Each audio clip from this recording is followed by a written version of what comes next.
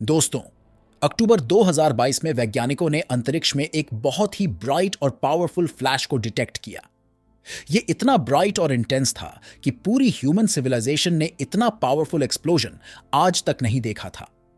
इसका अंदाजा आप इस बात से लगा सकते हैं कि ये एक्सप्लोजन इतना पावरफुल था कि इसने ऑलमोस्ट पूरी दुनिया में मौजूद गैमा रे डिटेक्टर्स को अंधा ही बना दिया था और कुछ सेकंड्स में इतनी ज्यादा एनर्जी रिलीज की जितना हमारा सूर्य 9 अरब सालों के लाइफ स्पैन में करेगा। ऐसे एक्सप्लोजन्स को कहा जाता है द बोट, मतलब ब्राइटेस्ट ऑफ ऑल टाइम।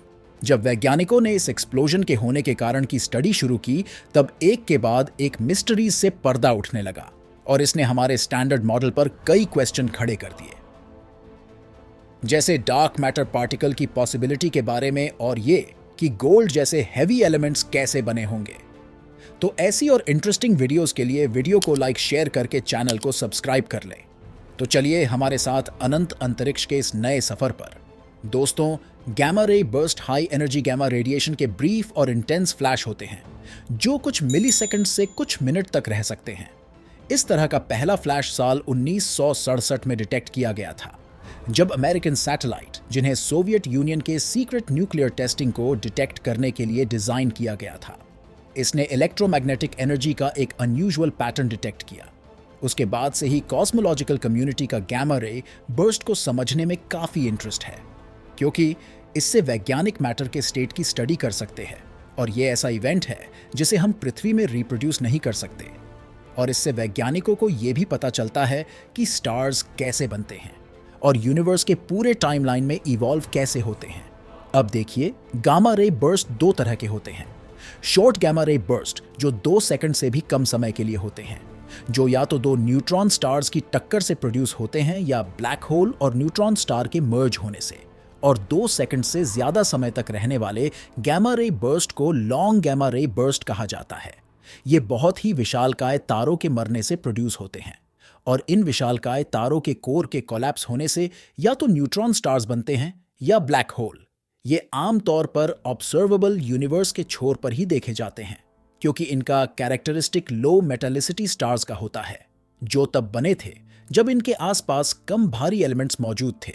इसका मतलब ये है कि जब हम इनमें से किसी एक को देखते हैं तो हम ऐसे इवेंट को देख रहे हैं जो आज से अरबों साल पहले हुआ होगा। लॉन्ग और शॉर्ट दोनों ही तरह के गैमा रे बर्स्ट में नए बने ब्लैक होल ऑपोजिट डायरेक्शन में जेट को ब्लास्ट करते हैं, जो ऐसे पार्टिकल होते हैं जो लगभग लाइट की स्पीड के बराबर की स्पीड से एक्सेलरेट होते हैं। और जब ये पार्टिकल आसपास के मैटर से इंटरैक्ट करते हैं, तब ये गामा रे को एमिट करते हैं, जिन्हें हम डिटेक्ट करते हैं। तो बोट को इतना स्पेशल क्या बनाता है? चलिए इसके कुछ की कैरेक्टरिस्टिक्स को देखते हैं। पहला, ये बोट पूरे 10 मिनट्स तक रहा था और इसे 10 घंटों तक डिटेक्ट किया गया था। ये एक्सप्लोजन सगिटा कॉन्स्टलेशन में डिटेक्ट किया गया, जो हमसे 2 अरब लाइट ईयर दूर है, जो अब तक डिटेक्ट किए गए दूसरे गैमा रे बर्स्ट के काफी पास है। और देखा जाए तो पृथ्वी के आसपास इतना ब्राइट एक्सप्लोजन 10,000 सालों में एक बार होता है। और दूसरे लॉन्ग गैमा रे बर्स्ट के केस में हम ये जानते हैं कि इस इवेंट के पीछे एक कोलैप्स और एक्सप्लोड होते स्टार का हाथ होता है। लेकिन यहां चीजें थोड़ी मिस्टीरियस हो जाती है। एक सुपरनोवा अकेले द बोट के द्वारा एमिट किए जाने वाले गैमा रेज के मैग्नीट्यूड को एक्सप्लेन नहीं कर सकता, क्योंकि द बोट बाकी डिटेक्ट किए गए गैमा रे बर्स्ट से 70 गुना ज्यादा स्ट्रॉन्ग था। शुरुआत में वैज्ञानिकों ने सोचा कि ये कोई बहुत ही ज्यादा विशाल तारे से बना सुपरनोवा है, जिन्हें बहुत कम देखा गया है। लेकिन आफ्टर ग्लो को बाद की गई स्टडी से ये पता चला कि ये एक ऑर्डिनरी सुपरनोवा है।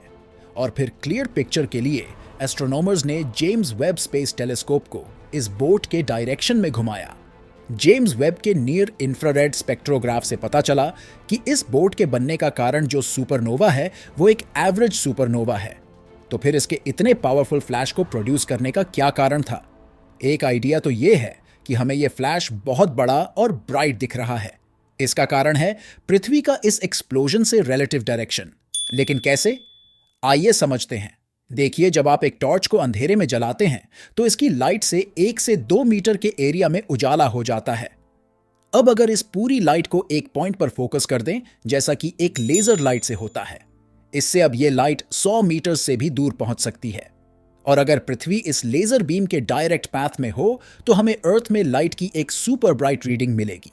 लेकिन इसका यह मतलब नहीं है कि लेजर फ्लैशलाइट से ज्यादा एनर्जी प्रोड्यूस करेगा, क्योंकि यहां लाइट कॉन्सेंट्रेट हो गई है, इसीलिए हमें डिटेक्ट करने पर हायर रीडिंग मिलेगी। ऐसा ही कॉन्सेप्ट अप्लाई होगा इन गैमा रे बर्स्ट में। देखिए, जब एक बहुत ही फास्ट घूमता हुआ एक मैसिव स्टार कोलैप्स होता है, तब इसमें से लगभग लाइट की स्पीड के बराबर से जेट प्रोड्यूस होते हैं, जो लेजर बीम की तरह ही नैरो और फोकस्ड होते हैं। इसीलिए ये बहुत ज्यादा ब्राइट भी होते हैं। और ये सिर्फ ब्राइट ही नहीं होते। आपको ये जानकर हैरानी होगी कि वैज्ञानिकों ने ये डिटेक्ट किया है कि ये हमारे एक्सपेक्टेशन से भी ज्यादा फास्ट होते हैं।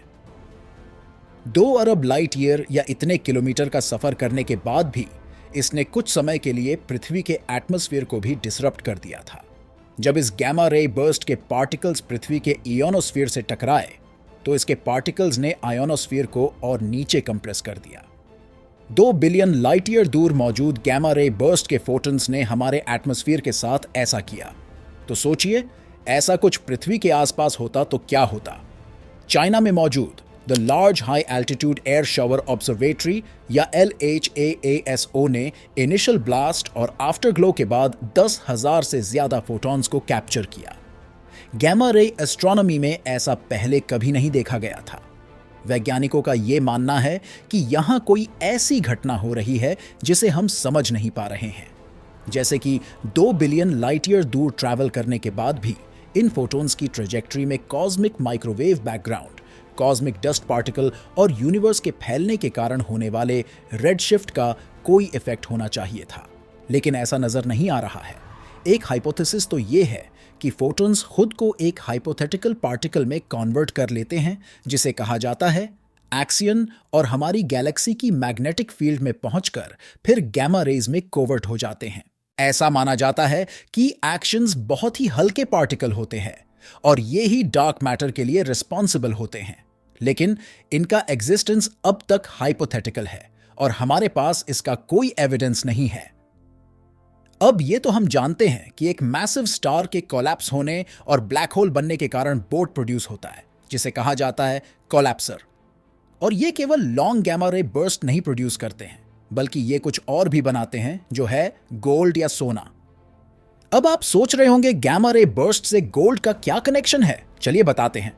पहले देखते हैं कि एलिमेंट्स बनते कैसे हैं। देखिए, एक स्टार का कोर सुपर हाई प्रेशर वाला एनवायरनमेंट वाला होता है, पृथ्वी के एटमॉस्फेयर से लगभग 200 अरब गुना ज्यादा। इस कंडीशन में न्यूक्लियर फ्यूजन रिएक्शन हल्के की जगह भारी एलिमेंट्स क्रिएट करते हैं।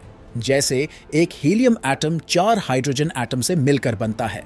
पीरियोडिक टेबल में एलिमेंट्स 2 से लेकर 26 तक, मतलब हीलियम से आयन तक के एलिमेंट्स ऐसे ही बनते हैं।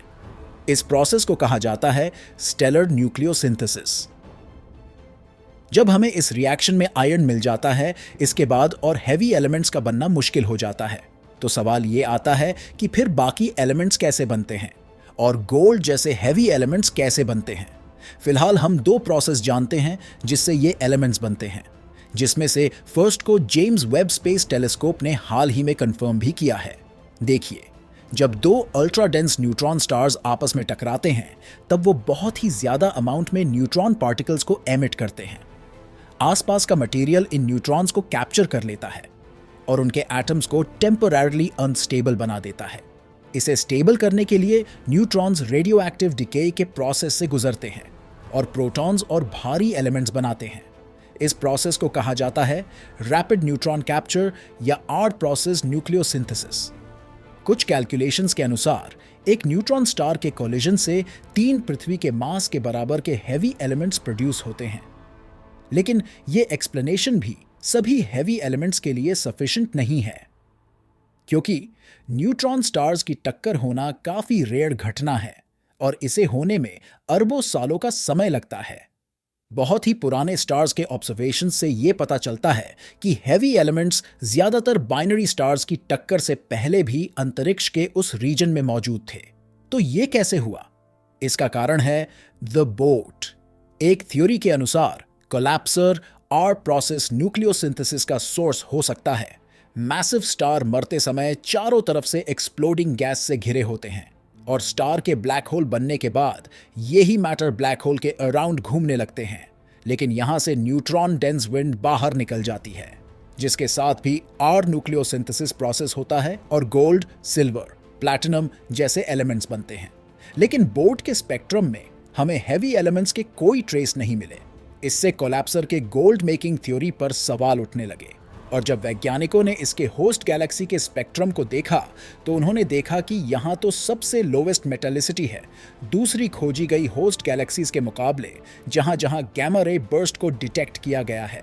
लेकिन इसका मतलब ये नहीं है कि वहाँ कोई हैवी एलिमेंट्स नहीं है। हो सकता है कि हमारे स्टैंडर्ड मॉडल में ही कुछ गलती हो, और हो सकता है इन हैवी एलिमेंट्स के निर्माण के लिए कोई और प्रोसेस रिस्पॉन्सिबल हो जिसके बारे में हम अब तक नहीं जानते। तो दोस्तों, इस वीडियो में बस इतना ही। होप ये वीडियो आपको पसंद आई होगी। अगर ऐसा है तो वीडियो को लाइक शेयर करना ना भूलें, और अगर आप इस चैनल पर नए हैं तो चैनल को सब्सक्राइब करके बेल आइकॉन पर क्लिक करें, जिससे नए वीडियो के नोटिफिकेशंस आपको मिल सके। तो मिलते हैं ऐसी ही मजेदार और इंटरेस्टिंग अगली वीडियो में।